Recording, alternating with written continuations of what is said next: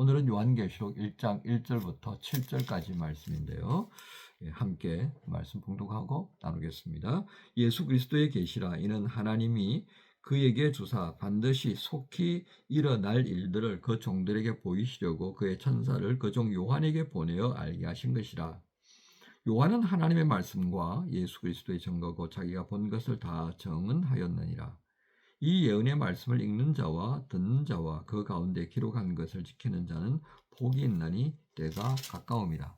요한은 아시아에 있는 7교회에 편지하노니 이제도 계시고 전에도 계셨고 장차 오실 이와 그의 보좌 앞에 있는 7 영과 또 충성된 증인으로 죽은 자들 가운데서 먼저 나시고 땅의 임금들의 머리가 되신 예수 그리스도로 말미암아 은혜와 평강이 너희에게 있기를 원하노라. 우리를 사랑하사 그의 피로 우리 죄에서 우리를 해방하시고 그의 아버지 하나님을 위하여 우리를 나라와 제사장으로 삼으신 그에게 영광과 능력이 세태토록 있기를 원하노라. 아멘. 볼지어다 그가 구름을 타고 오시리라. 각 사람의 눈이 그를 보겠고 그를 찌른 자들도 볼 것이요 땅에 있는 모든 족속이 그로 말미암아 애곡하리니 그러하리라. 아멘. 요한계시록 이 말씀 1장 1절부터 7절까지의 말씀은 오늘 마지막에 있는 말씀, 볼지어다 구름을 타고 오실 것이다. 이렇게 한번 주제를 정해도 될 것 같습니다. 제목을 볼지어다 그가 구름을 타고 오실 것이다. 여러분, 이 말씀을 제가 오늘 주제로 정하는 것은 1장 1절부터 7절까지 말씀이요. 아니면 전체 1장 전체가 바로 앞으로 이어질 요한계시록 22장까지 전체의 내용을 아우르는 그런 말씀입니다. 즉 주님은 부활하시고 성천하신 다음에 다시 오실 것이라고 말씀을 하셨고요. 그 오시기까지 교회를 향한, 성도들을 향한 핍박이 굉장히 그 강도가, 이 세기가 점점 더해질 거다는 겁니다. 바로 그럴 때에 어떻게 버텨낼 거냐 하는 것이 숙제가 돼요. 왜냐하면 이 요한계시록이 기록되던 그 시기에 교회가 받고 있던 그 핍박은요, 이루 말할 수 없었던 상황이었습니다. 순교는요, 그냥 밥 먹듯이 일어났던 상황이었어요. 예수 믿는다고 하는 이름 하나만으로 대량 살육이 이루어졌던 거. 그게 이제 쿠바디스 영화에 잘 등장하잖아요, 그죠? 네로 황제에 의하여서 죄를 뒤집어서 그 로마를 방화했다는 이유로 얼마나 많은 기독교인들이 떼죽음을 당합니까? 근데 이런 것들이요, 사실은 네로 황제 때만 있었던 것이 아니라 그 그리고 후에 로마 황제들에 의하여서 그들의 그 권위를 유지하기 위한 무슨 건수만 생기면 유대인들에게 돌려고 기독교인들에게 돌려고 이렇게 해서 정말 어려웠던 상황이었습니다. 또 황제 숭배와 맞물려서요, 그것을 거부하는 교회는 로마 제국의 가장 큰 적으로 등장하던 그런 의미도 병행했기 때문에 교회는 핍박의 대상이 되었던 것입니다. 그런 위기 상황에 이제 사도들도 다 떠나고 어떤 정신적인 기둥으로서 역할을 해줄 이들이 거의 다 사라지고요. 유일하게 사도 중에 남아있던 요한까지도 밤모섬에 유배당한 그런 상태였었습니다. 바로 그때에 무엇이 필요했겠습니까?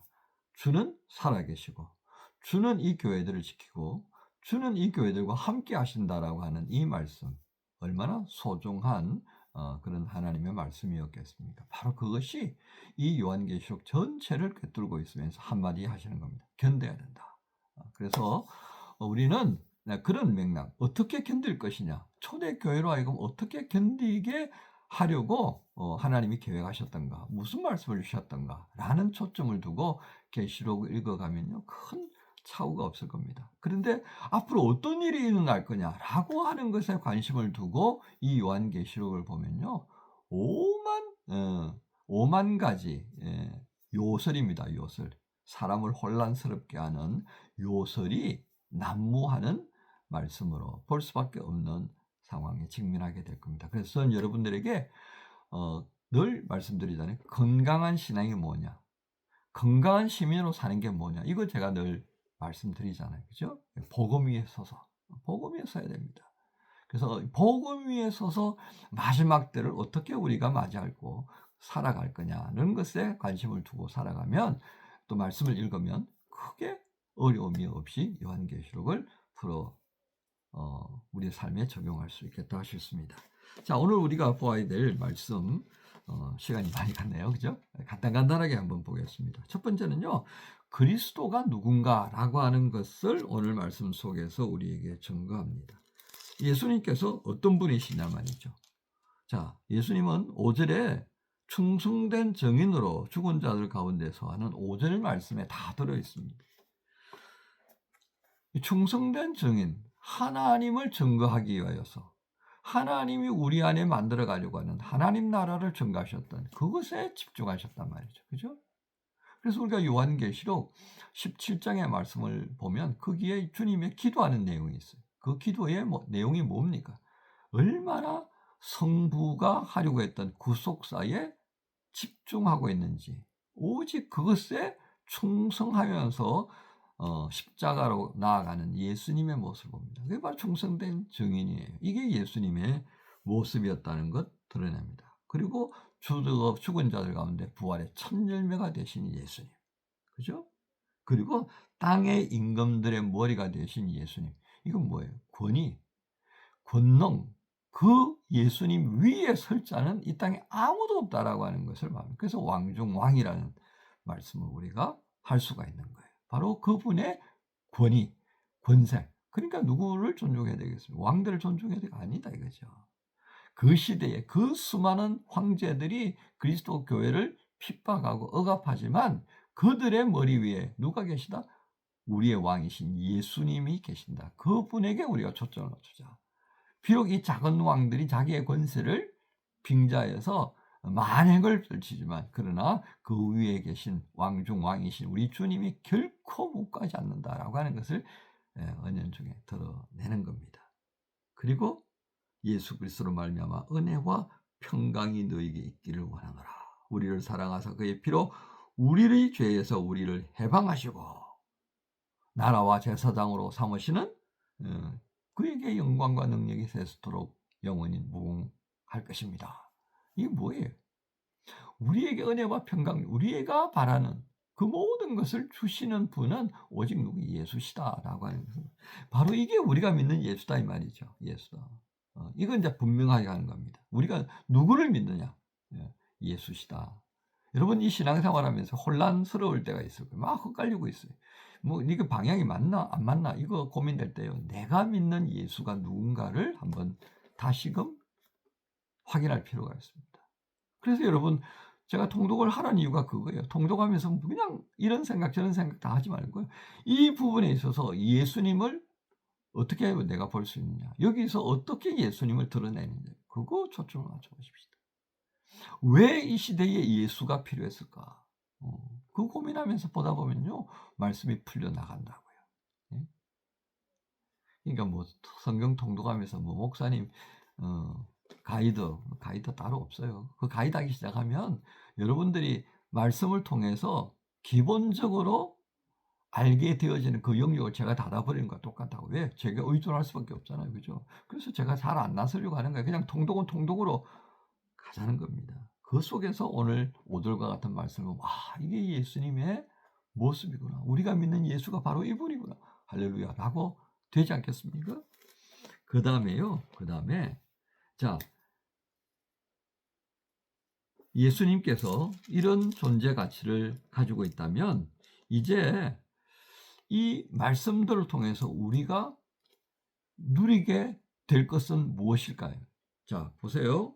3절입니다. 이 예언의 말씀을 읽는 자와 듣는 자와 그 가운데에서 기록한 것을 지키는 자 복이 있다고 했습니다.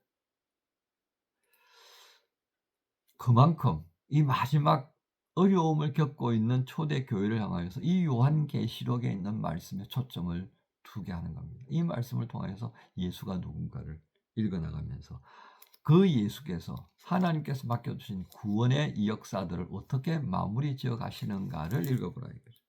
그래서 이 말씀을 읽고 듣고 그 가운데 기록한 것을 자기의 삶에 적용하면서 버텨내는 자. 그래서 우리가 이제 7 교회에 대한 말씀을 할 거예요. 이기는 자들은 이렇게 상을 받을 거다. 이런 면류관을 쓸 거다. 뭐 그런 말씀을 쭉 하시거든요. 그게 뭐예요? 견뎌내라 이 말이에요. 이 말씀 붙들고 이겨내라 이 말이죠. 그러면 그게 복이 되는 거다라고 하는 말씀을 선포하고 있습니다. 마지막으로요. 요한계시록을 읽어 나갈 때 가장 중요한 부분은 상징들의 초점을 자꾸 두지 마십시오. 이게 무슨 뜻이지? 제가 다시 말씀드립니다. 그 상징이 중요한 게 아니고요. 이 요한계시록의 가장 핵심이 뭘까? 이라고 하는 거나 믿음을 지키고 살아가는 그것 자체가 하나님이 가장 기뻐하시는 거다라고 하는 것을 보는 거예요. 상징들은요. 이렇게 제가 말씀드릴 수 있습니다. 왜 상징이 필요했을까요? 로마 황제들의 그 모습들을 소위 말하는 모두가 알 수 있는 말로 까발려서 해버리면 이 소위 말하는 요한계시록이요. 그렇게 사람들 속에 쉽게 퍼져나갈 수 있었겠습니까? 바로 검열에 걸리죠. 검열 걸립니다. 그렇기 때문에 뭐예요? 당시에 교회들만이 알 수 있는 상징들, 그리고 구약 성경의 바탕을 둔 그 이해를 가지고 접근하면 쉽게 풀어질 수 있는 내용들, 그들의 익숙한 관습, 언어, 생활들을 통하여서 표현한 거예요. 로마인들은 모르겠죠.